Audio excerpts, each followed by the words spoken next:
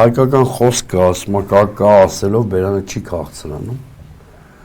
Հիմա դա շատ տիպիկա Նիկոլ Փաշինյան։ Ինչքան ուզում ես դու խաղաղությունից խոսի։ Ես հիմա կապացուցեմ, որ Նիկոլ Փաշինյանի քաղաքականությունը թակարակը նպաստում է պատերազմին, ոչ թե խաղաղությանը։ Եվ սա ամենակարևոր բանն է, որ րոպեին մեր հասարակությունը հասկացավ, որ Նիկոլ Փաշինյանը անունը ասոցացվում է ոչ թե խաղաղության, այլ պատերազմի հետ, երկրում որակական փոփոխություններ տեղի կունենան, որտեղ մեր հասարակությունը օբյեկտիվորեն ձգտում է խաղաղության։ Ուրեմն նախ այդ խաղաղության պայմանագրի հետ կապված։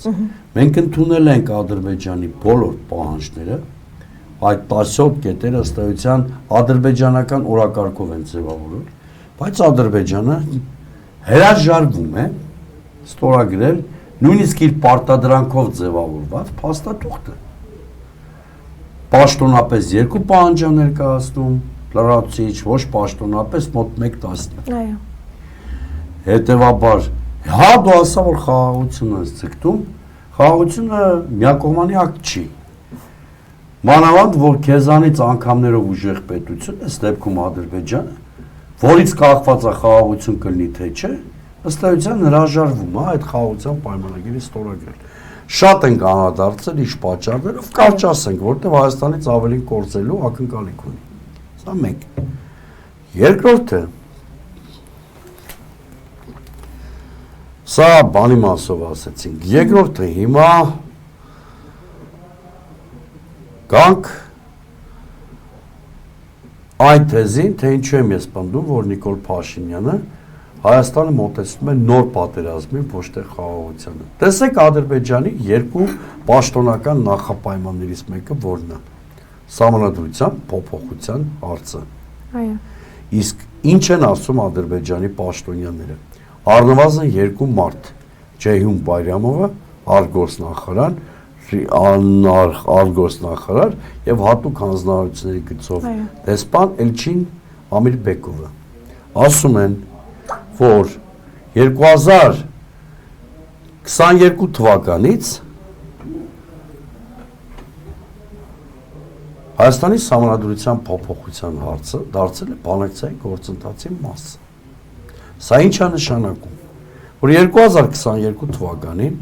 Ադրբեջանը այս հարցը բանակցային գործընթացում բարձրացրել է, Նիկոլ Փաշինյանը չի արարքել, սկսել է նրանց հետ քննարկել ժամկետների հարց, երբ կարող է փոխել սահմանադրությունը։ Այսինքն Նիկոլ Փաշինյանի թեթև ձեռքով սահմանադրության հարցը դարձել է հայ-ադրբեջանական հարաբերությունների բաղադրիչ։ Ամիրբեկովի եւ Բայրամովի հայտարարությունները որևէ կերպ չեն հերկվել Հայաստանի իշխանության կողմից։ Հետևաբար,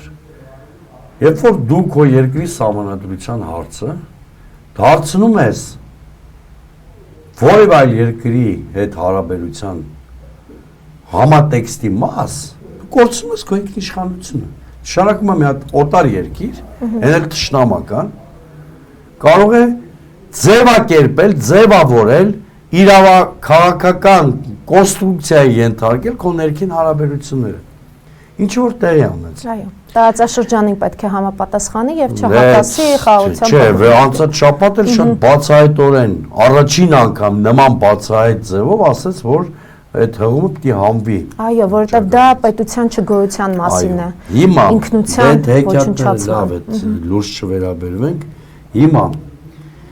Նիկոլ Փաշինյանը սահմանադրության հարցը դարձնելով հայ-ադրբեջանական կարգավորման գործընթացի բաղադրիչ, պատերազմը մոտեցրել է Հայաստանին, բացատրեմ ինչու։ Որովհետև ստեղծված իրավիճակում այոն նշանակում է, ենթադրենք այո ենք ասում, նշանակում է պետության բովանդակային ոչնչացում եւ Հայաստանի ադրբեջանական ենթապետության վերացում։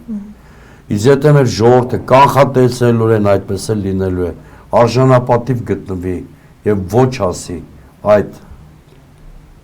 հարակվեում այդ առաջարկվող բանին, կստացվի, որ Ադրբեջանը լեգիտիմ առիթ է ստանում հայտարարելով, որ Հայաստանը ժողովուրդը ռևանշիստ է։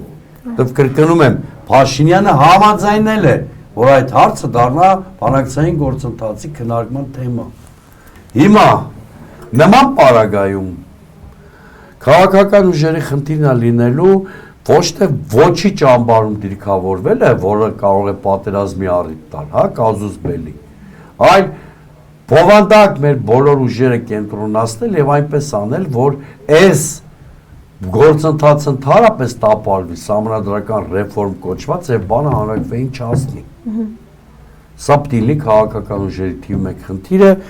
Անցած փետրվարի երբ որ այս հարցը էլի սրված էր, հենց դեմոկրատական այլընտրանք կուսակցությունն է